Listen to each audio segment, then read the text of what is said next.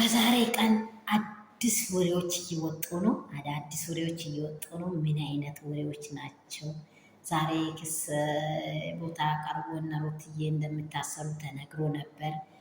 ደግሞ ገኒ ደግሞ አይ ይሄ መሆን የለበትም እኔ እንቺ ሳታቂ ስላደረግኩኝ እኔ ሄጄ ያለውን ነገር አብርሃም ጋር ሄጄ ላስቁም ብላ ትላንትና እያወራችሁ ነበረ ለጠይቀው ብላ ማለት ነው።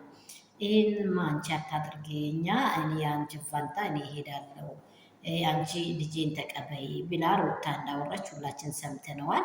ይሄ ደግሞ ዛሬ የሆነ ፍንጭ እየወጣ ነው። ይሄ ነገር ምንኛ እውነት ነው።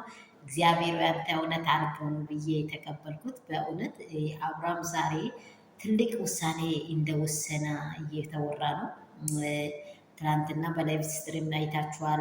ሩትዬ ፋሚሊ እንዴት እንዳንቀጠቀጡት እንዴት ዋጋ እንደሰጡት ሽንቱን እስከሚለቅ ነው ያደረጉት። እንግዲህ ሩትዬ ይቶች በዚህ ሁሉ ትችላላችሁ።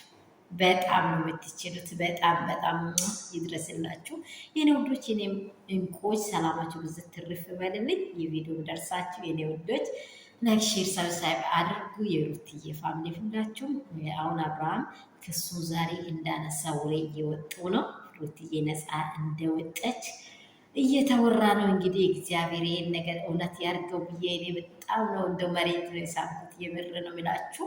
የልጅ እናት እንዴት ተሰቃይታ እንዲያልቅሳ ድጋሚ ደግሞ እንደዚህ ያለ ነገር ላይ መግባት የለባትም ብዬ በጣም ነበረ ውስጤ የተጨነቀው። ይሄ ደግሞ እንደተናገርኩ አልቀረም። ክሱን እንዳነሳ ወሬዎች እየወጡ ነው። ማታ እንግዲህ ይቀርባል። ምን እንደሚቀርብ እንግዲህ እንደጓግቸዋለሁ። ክሱ እንደተነሳ ነው የሚያምነው። እግዚአብሔር ያደርጋል።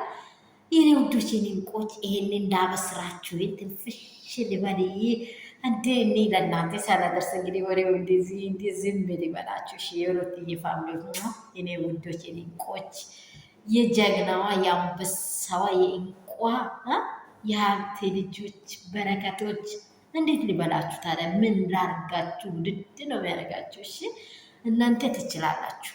ሩትዬ ክሱ እንደተነሳ አብርሃምም እንደዚህ ያለ ይህን ነገር እንዳሰባ ወሬዎች ፍንጭ እየወጣ ነው። ማታ ምናየው ይሆናል። አዲስ ነገር አለ።